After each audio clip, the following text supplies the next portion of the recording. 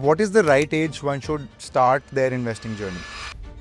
Start early, invest periodically, and stay invested to unleash the power of compounding. How does the power of compounding come into the picture now? Let's assume you invest 15,000 per month for 15 years period, and you generate a return of around 15%. You end up with a 1 crore corpus at the end of 15 years. If you just increase your investment period by 5 years, you double your corpus. I also want to understand, how has life insurance gone beyond just protection? Life insurance is a dual purpose tool. One is for financial protection, that is the term, and secondly, it is a disciplined saving vehicle. Today we're joined by Mr. Harshad Patil, who is the Chief Investments Officer at Tata AIA, who will share his expert views on the current macroeconomic environment, how life insurance plays a crucial role in your investment goals, and assessing the Tata AIA's funds performance. Whether you're a seasoned investor or somebody starting new in this space, this episode will provide valuable insights into how to get started in the entire investment journey and staying protected, and also in your wealth generation process. So let's get started. Hello sir, how are you feeling? I'm good, yeah. Sir, I want to talk to you about the macroeconomic environment at present and how it sort of affects families and individuals going forward. So can you give us a little overview of the macroeconomic environment at this point and how it affects the financial planning for individuals and families going forward? The tariff-related uncertainty in the US is slowing down the global growth. Tariff of any form would be inflationary, and hence it creates policy uncertainty in the US. India too will be slowing down along with the world, but India is going to grow at 6% plus. With that, India would continue to be the fastest growing top 10 economy this year as well. Inflation is expected to cool off on back of normal monsoon and falling crude oil price. This lower inflation will open up more room for the central bank to cut the rates. Now this lower inflation, along with consumption stimulus in terms of lower rates, and that the tax cut that had announced last year is going to leave money in the hands of people, which would augur wealth for the economy going forward, and it will keep the economy buoyant for next 18 months. More so, if you look at longer term, India's demographic dividend still holds true, and the per capita income is likely to grow from year onwards, and with a lower base, more and more people would be entering the middle class. So the consumption from that end would increase. That will keep Indian economy buoyant for 2 decades. Given this backdrop, Indian equity markets are likely to do well over next 2 decades. Hence, I would clearly request investors to stay invested, whoever has a medium to long term view on the equity markets. Okay.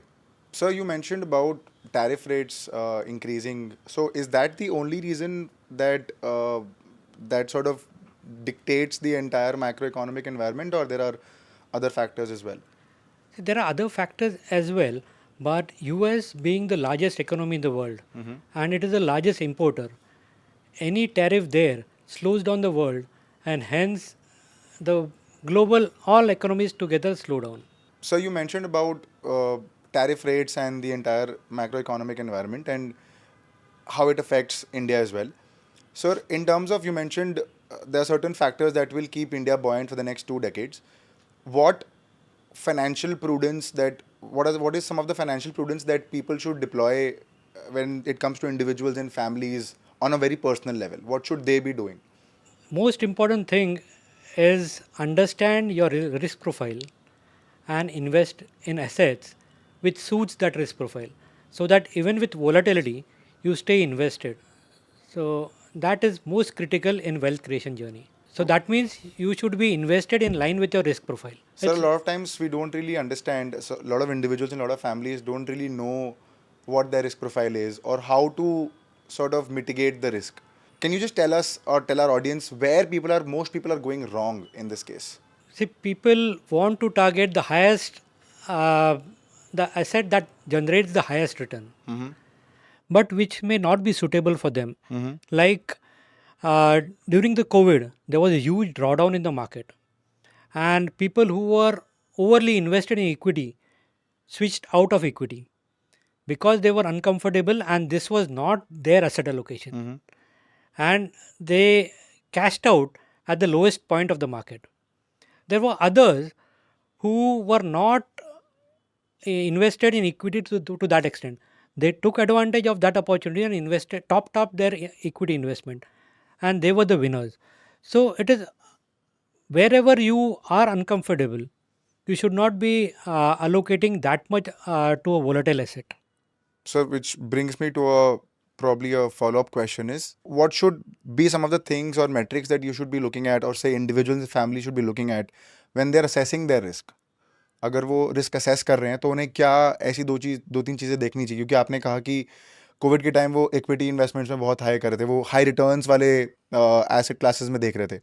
क्या उन्हें ऐसा करना चाहिए जिससे वो risk assess करके properly अच्छे से इन्वेस्ट कर सके, विच what should be the starting point of their investment journey when you recommend staying invested in a particular asset class for a longer period of time? What should be the starting point of any investment journey? You should plan for your financial goals. Now, what are these financial goals or financial outgoes? Maybe education of children, buying a house, marriage of your children. So, these are the major financial outgoes. What investors should be doing is get the cost of this as of today, increase it by 5 to 6% for each year to factor in inflation and project the future outgoes. These future outgoes would be your actually financial goals to be achieved. Now, depending on how far it is, you can have a combination of fixed income and equity, because fixed income will give stability and equity will add to the returns over a longer period. So, that is one. Second is, what is the most important goal in each one's life? Now, each one of us wants financial freedom. What is financial freedom? That is, I should not be working to earn for my financial needs. Now, what is this goal that we should achieve, or what is the corpus required for this financial freedom? Now, let's assume that your annual expenses are 12 lakhs. 25 times this is 3 crores.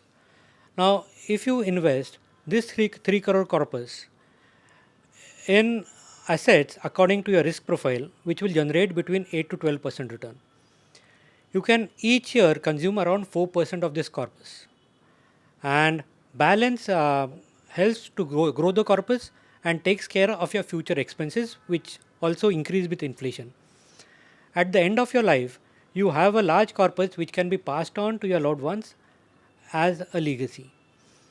So, these are broadly how you should arrive at your financial goals, and depending on how far they are, the asset allocation can be made. Now, don't get bothered by these large numbers that come out of this, that 1 crore, 3 crore, 5 crore. Power of compounding makes it relatively easy to achieve. So, how does the power of compounding come into the picture now?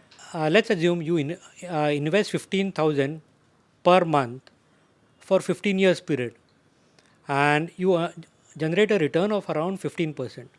You end up with a 1 crore corpus at the end of 15 years.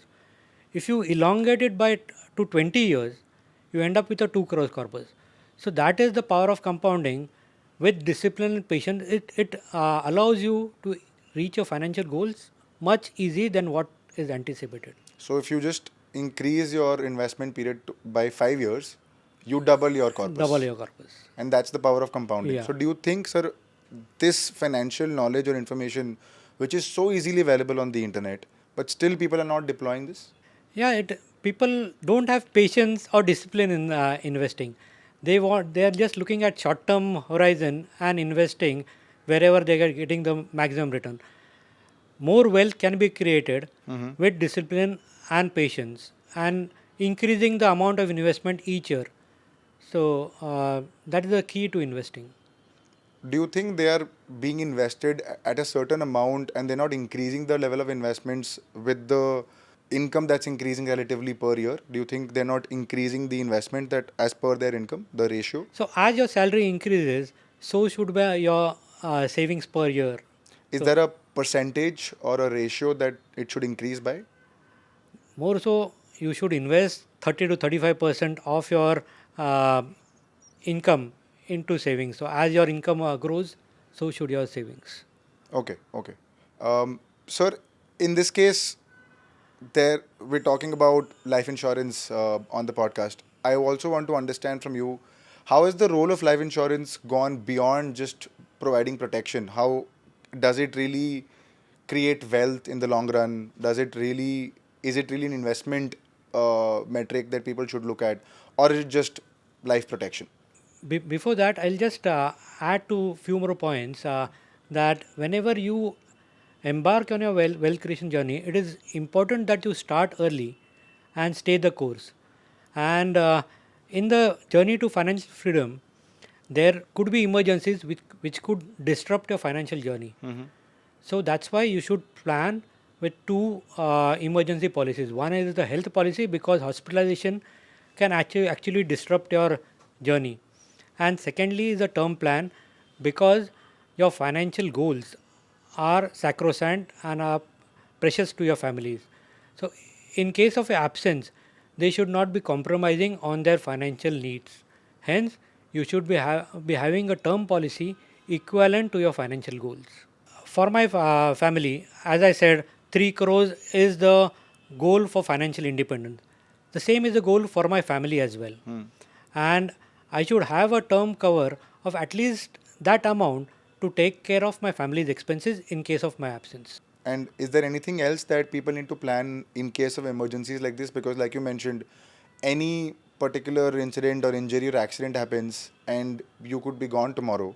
Anything else that needs to be done in case of emergencies or accidents or injuries like this? So, as I said, the health insurance policy would be one, because hospitalization expenses are actually going up, and that may disrupt your savings to a large extent. And also, emergency fund of maybe 6 months in cash or cash equivalent, which takes care of your daily needs in that Okay. period, So you're saying in terms of taking a term plan and and a health policy. and a health policy, and also preparing for the worst case scenario, which is preparing for, say, like a 6 month savings in terms of cash or cash equivalents, which helps you, gives you a buffer in case of any emergencies. Right. Awesome. Sir, in terms of life insurance, since we're already at the topic, I also want to understand, how has life insurance gone beyond just protection? A lot of people feel it's a very boring topic. Let's not talk about it. It's very difficult to understand. But when it comes to just providing protection, we feel that, oh, let's take an insurance. It will just provide protection. Does it really go beyond protection and creates wealth in the future as well? So, life insurance is a dual purpose tool. One is for financial protection, that is the term, and secondly, it is a disciplined saving vehicle. Now, two virtues of investing, as I would repeat it again, two virtues of investing are discipline and patience. And life insurance policies are designed to inculcate this. They are all long term and they have a regular premium payment option. So, they inculcate this habit into each one when you take a life insurance policy. Also, there is tax saving on top of a life insurance policy. So you can have a additional saving if you save on taxes. Secondly, there are a lot of tax efficient fund switches options provided by life insurance. So you can switch from one fund to another in a tax efficient way. So that also helps in increasing your corpus to a large extent. Now, further life insurance policies are quite broad. So let me explain a few. One is the term that we said, that a policyholder pays the premium, and in case of his unfortunate death, his family is paid the sum assured amount. Second is term return of premium. So on top of term, there is a component of return of premium, so that you survive this period, your family gets or you get back all the premium that you have paid till that day. The third important product that life insurance offers, and it is no one else offers this product is the non-par product. Yeah, here you assure the IRRs, or you guarantee the cash flows that the policyholder is going to earn at the end of the term, or at the end of his maturity. So these IRRs are fixed upfront for the premium that you have paid that year as well as future premiums. This gives a lot of stability to the portfolio. So equity is volatile. This will give stability to the portfolio. So this is a unique product offered by life insurance, and I think each one should have it to some extent. Fourth one is the par product. Par product is a product where the premiums are invested in line with the objective of the fund, and 90% of that premium or that income is declared to the policyholders as bonus, and 10% the company retains as the profit. And lastly, there are ILPs or ULIPs. ILPs are high sum assured ULIPs, and ULIPs are any market linked products. In ULIPs and ILPs itself, we offer a quite wide range of products across asset allocations. And this caters to very conservative to very aggressive investors as well. We have a mix of fixed income products, equity products, and a balanced product. Even in equity, we have a wide range of funds from large cap, mid cap, small cap, flexi cap, and also momentum index funds. So clearly, from all the above, you can see that life insurance is a much wider than only term. Sir, you mentioned about the diverse range of products that your company offers. I wanted to understand how can individuals or how can companies, um, how can individuals and families decide which product to opt for, and what should be some of the metrics or factors that they should consider while opting for these products, and which one should they definitely have? So clearly, if the horizon is very long term, ULIPs and ILPs, which have a higher equity component, is a must have for them. Okay. Also, if you are looking at some stability in the income, these non-par products are important addition to their portfolio. And as we said earlier as well, term is the key to anyone. The first product that anyone should take is the term, because that protects him and actually his loved ones behind him. Mm-hmm. Sir, in terms of understanding life insurance, in terms of understanding, you mentioned there are a lot of products. What if, so you mentioned there are, if you're going long term, then there are these are the few things that they should take care of. What if somebody doesn't have a very secure income or doesn't have a very certain stream of income at this point, is a very flexible in terms of incomes and is an individual? Is there any does the investment change? Does the strategy change in that case, or it remains the same? So if you don't have a monthly source of income, Yeah. but annually there would be lumpy cash flows coming in, at that point of time you can have the uh, insurance product, and you can pay annual premium. So uh, that doesn't change actually. Maybe your investment from a monthly journey can shift to an annual journey. So, but broad features won't change. Okay, so it's very similar for people in both categories. One is if you are, say, like a freelancer, or if you don't have a monthly stream of income, you don't have a salary coming in your account. It still remains the same broadly, because in some or the other month you will have a monthly lump sum payment that comes into your account, and then you can use any of the products to your perusal and get started with your investment journey. Yeah. Correct?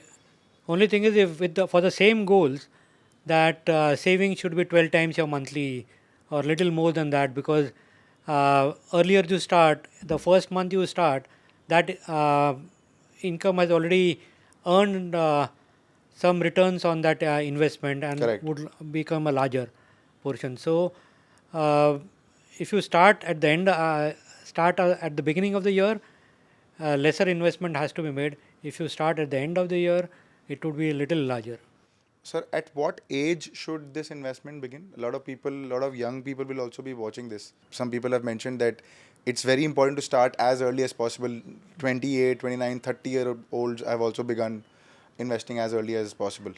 So as early as possible, because if you start your wealth creation journey towards the financial independence, then you will have to save a much lesser amount if you start the journey much earlier. If you start it later, the amount of savings would need to increase significantly. Got it. So even in that case, compounding comes into picture. Yeah. Got it.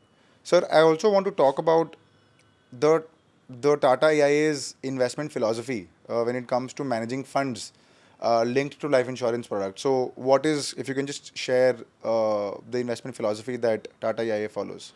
So clearly, our objective is to generate superior and consistent risk adjusted return to meet the long term returns and goals of our policyholders.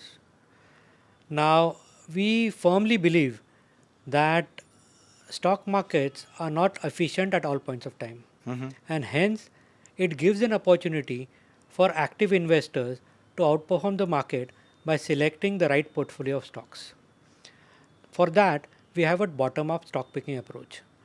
So, through this approach, we identify stocks with competent and clean management, a strong balance sheet, and good growth potential.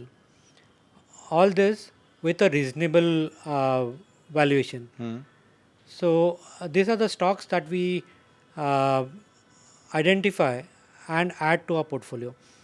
Now, for this we have a well-defined and rigorous investment process, and we identified such quality stocks with a long runway to growth.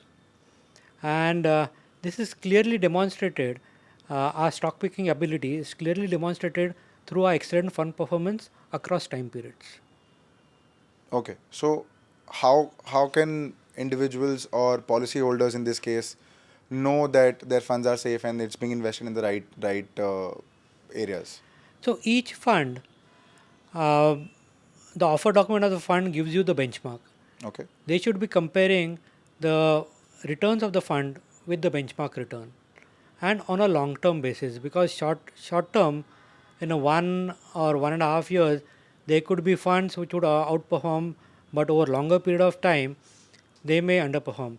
So you should track the fund performance over 5 to 10 years period, whether they have outperformed the benchmark in this period. And as I said earlier, we want to choose the stocks with competent management, with strong balance sheet, with a good growth potential at a reasonable valuation. So when the valuation is this is not attractive, this is reasonable. So over a shorter period of time, because the valuation is not at fair value, a little higher, it may generate a lower return in that 1 year. But since that company has a long runway to grow, it would outperform the other companies over long and medium period. So, how many years balance sheet or P&L do you check, or the stock performance do you check before really investing? Past is one thing, but we also look at what are the future growth prospects in that company and that industry. Based on that, we make our investment horizon. So between 3 to 5 years forward. Okay. So, So that is clearly the tenure that we look at when we are making investments in a company. has it ever happened that the analysis has gone wrong or backfired, and how have you sort of tackled that? Of course. So, uh, whenever you identify stocks, something or the other may derail. There could be some policy changes. There could be some changes in the industry that happen. So, you have to rebalance your portfolio. But more or less, uh, in 7 out of 10 cases, you end up holding those. In 2 3 cases, you have to exit because some scenario has changed. So, is there a buffer plan that you also have while formulating which asset classes or companies or equities to invest in? Because, like you mentioned, there are a lot of external factors that are not in our control, the macroeconomic factors that we're discussing. So, is there any buffer or any sort of a plan that you have in case this doesn't work out? We'll sort of shift to a different fund, or I'm just wanting to understand. So clearly, it's a diversified portfolio. Okay. And if you get 7 stocks right and 3 stocks wrong, and you are going to cut your losses early, you are going to outperform over the medium term. Got it. Got it. Sir, very interesting conversation so far. I hope you're enjoying the conversation. Yeah, very much. I wanted to talk about some new trends that are happening in terms of investment. There are a lot of trends that are happening on a daily basis, on a yearly basis. A lot of things keep coming up. What are the new trends in investment according to you? And if you could just throw some light on it.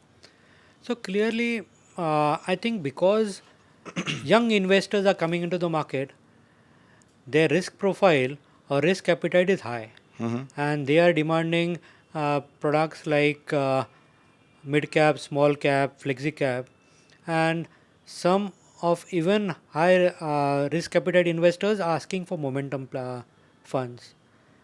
Now, with the awareness of ESG practices going up, there are some investors who are conscious and they want ESG related products. So, given all these requests, we have launched NFOs to cater to all these requests. Also, we have seen that more and more Indians who have career aspiration for their children outside India, they want the dollar denominated product. And with the Gift City opening up, we are looking to launch our maiden ULIP plans there in terms of US equities and global equities. Also, recently there was changes in the IRDA regulations and they have allowed insurance companies to invest in equity derivatives. Now, we clearly believe that with some more flexibility on use of equity derivatives, there could be many more innovative products that can be launched by an insurance company. Okay. Sir, a couple of things. One is you mentioned about ESG practices. If you can just throw some light on that. And secondly, in terms of, you mentioned there are some families and parents who want their child to study abroad in the US. You mentioned something about dollar denominated funds. So if you could just talk about these two things a little more in detail. So, one is ESG funds, environmental, social, and governance are related. The awareness is increasing, and people want to invest in companies which are following ESG practices. And hence, to cater to that, we have also launched a ESG fund, which actually there is a ESG index. We have stocks from that index in which we invest in.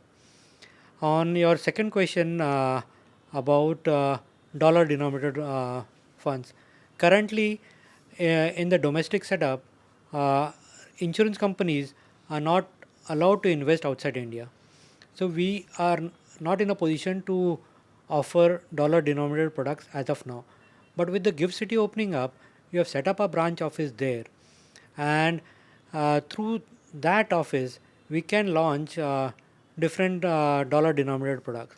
So we would be as I said, we would be launching US equities and global equities, which would be dollar denominated, and which would be a differential product to have in everyone's portfolio. Who would be an ideal customer for a dollar denominated product? If you are looking at sending your children outside India for education and you want to plan for their fees, you never know how is the rupee and dollar going to behave. So if you have dollar denominated product, that takes care of those needs of the fees, because uncertain movements in rupee dollar can actually disrupt your journey. Okay, so does this provide like a buffer in terms of increasing dollar rates, or how does it pan out? No, it will invest in dollar assets only. Okay. So Okay. once you've invested in dollar assets, your returns also are in terms of dollars. So very interestingly put. Could you share some insights on the Tata AIA fund in terms of its performance, and how does it compare with the overall industry benchmark, or what exactly is the benchmark, so to speak? So in unit link, we have a wide variety of funds catering to different asset classes and catering to various investors from conservative to aggressive. Our flagship funds have outperformed the benchmark on a risk adjusted basis across time periods. And Morningstar is an internationally recognized rating agency. They also rate insurance funds in India. They rate top 10% funds as 5 star and next 22.5% funds they rate as 4-star. Against this average of 32.5%, we have more than 95% of our funds rated 4 and 5-star.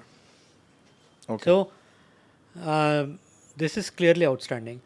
Now, just to highlight some of our fund performance, our mid-cap fund has generated a return of 16.62% per annum over last 10 years versus a benchmark return of 15.61%. Top 200 fund has generated a return of 17.78% per annum over 10 years versus a benchmark return of 12.33%. And large cap has generated a return of 14.67% again per annum over last 10 years versus a benchmark return of 11.52%. Even on a 5-year basis, the pure equity funds have generated between 20 to 30% return. And through this, we have clearly demonstrated our stock picking ability. And this you can see from excellent fund performance across time periods. Okay, and this period is across 10 years, or can it be more, can it be less, and how do you assess it? Or there are multiple rating So, agencies? see, Morningstar does the analysis on overall basis. So they give weights to 3, 5 and 10 years. And this is the overall rating I am talking about. But you can dice and slice and check the ratings or outperformance of the fund on 3, 5, 10 and even 15 years.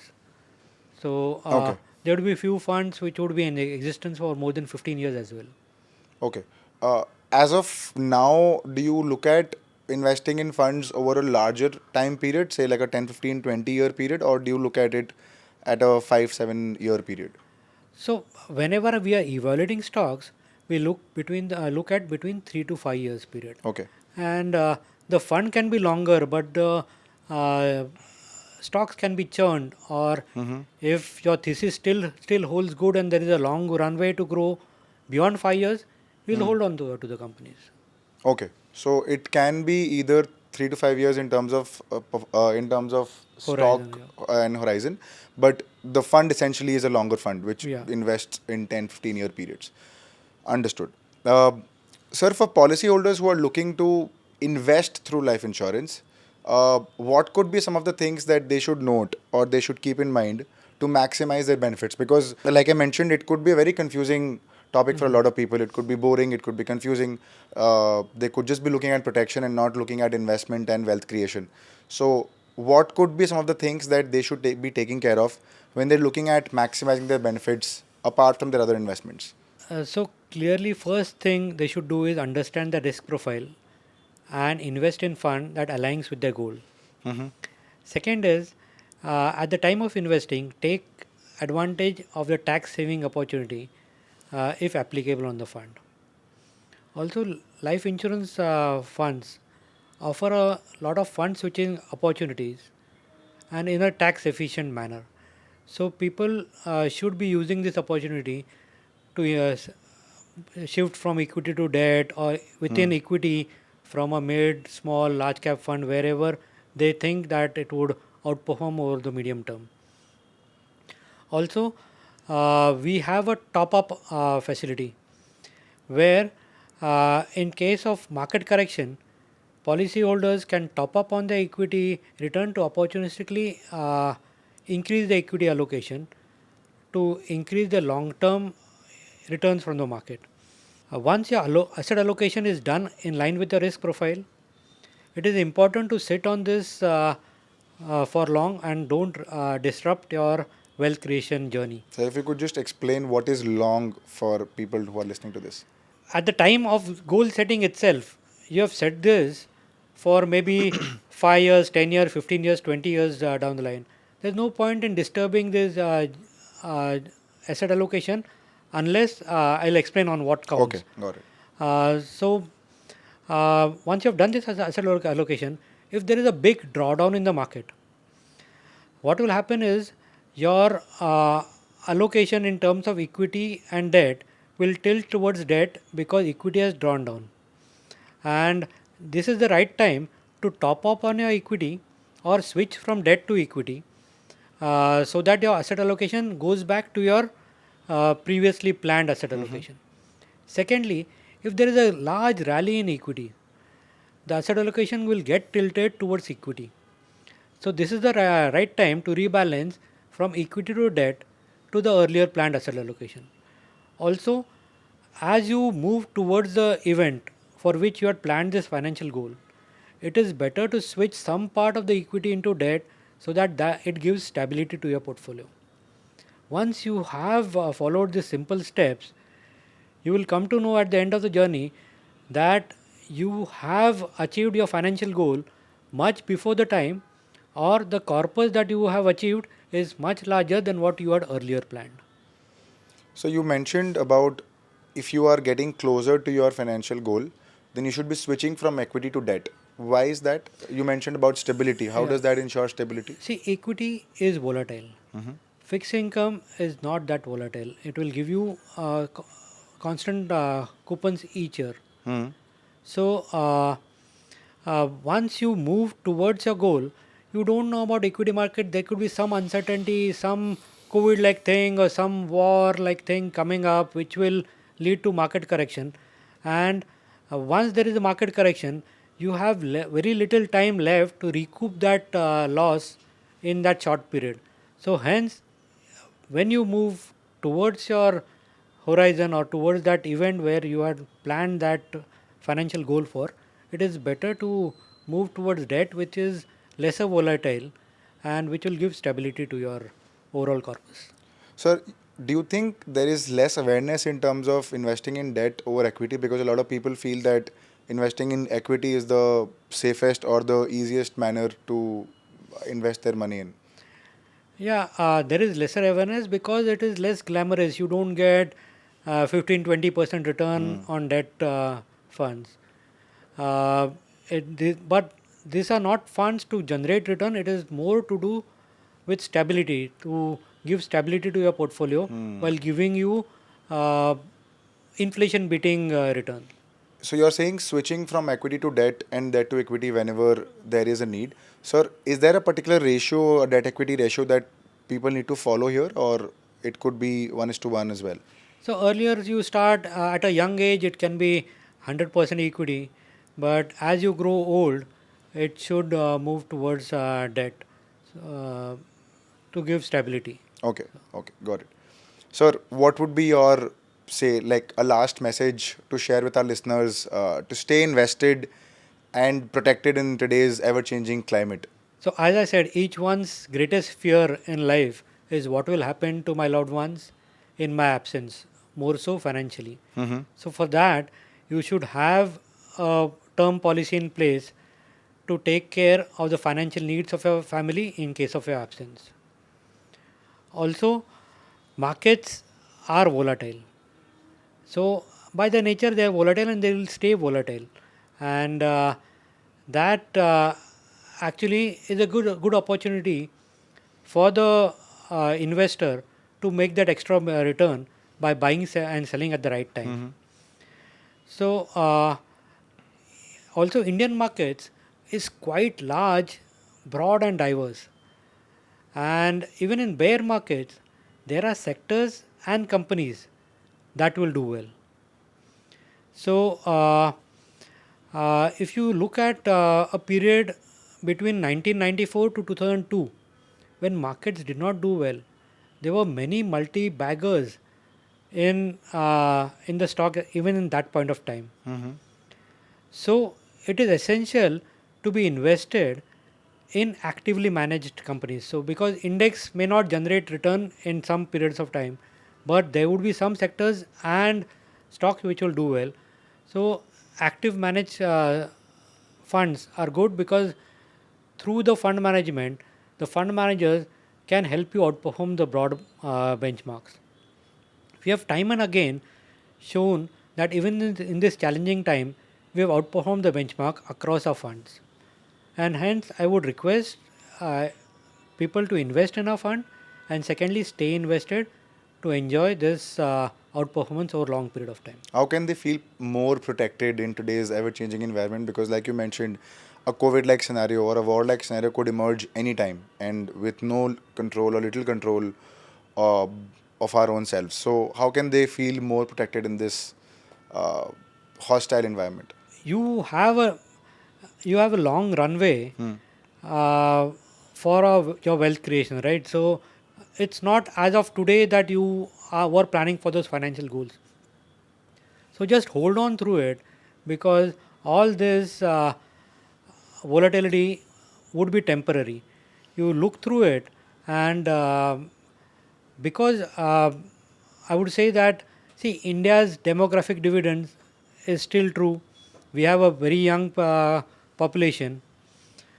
There would be a growing middle class, because more and more young population would be working, and as the per capita income grows, there is more middle class who consumes more, hence the economy does well. So Indian economy would do well for next 2 decades, and hence shorter term volatility you should be looking through and staying put in the and staying invested in the market. Got it. Got it. Thank you so much, sir, for your insights. This has been a wonderful conversation for me, especially as the host, and I'm sure for the audience as well. This brings me to my last and the most interesting part of the conversation, which is the rapid fire. I have a couple of questions. So, are you ready for the rapid fire? Sure. So, first question is equity or debt? What's your personal preference? If I was a 25 years old and you had asked me this, I would have said 100% equity. But as I move towards my retirement, I would say a mix of both, depending on your risk profile. So, Okay. What's one economic trend everybody should look out for in 2025? it's geopolitics, because now geopolitics is gaining precedence or importance over economics. Okay. One common mistake that people make when investing through insurance. I would say that people don't stay the course and surrender early and disrupt the wealth creation opportunity that they had planned at the time of setting up this goal. Okay. Buy and hold or actively switch? Investors at large, I would say buy and hold, and let the active fund manager take that rebalancing opportunity and rebalance between stocks. Okay. Sir, what is the right age one should start their investing journey? Start early, invest periodically, and stay invested to unleash the power of compounding. All right. And last but not the least, one book every investor should read. I would say two. One is Psychology of Money by Morgan Housel, and second is Rich Dad Poor Dad by Robert Kiyosaki. Both are very simple to understand, and even for non-financial people, they are very simple to understand. They explain the power of money very well. Sir, thank you so much for your time. This has been a lovely conversation, I'm sure. And the way you've explained it very simply makes it much easier for our audience to also understand. So, thank you so much for your time. I hope you enjoyed Clearly, the my conversation. pleasure, Deepak. Thank you. And, sir, if there's any last message that you'd like to share with our listeners in terms of staying invested and protected in today's changing economic climate. Stay invested. The next decade or next few decades are India's. All right. Thank you. Thank you so much, sir. Thank you so much for watching. Visit TataAIA.com and contact our financial advisors.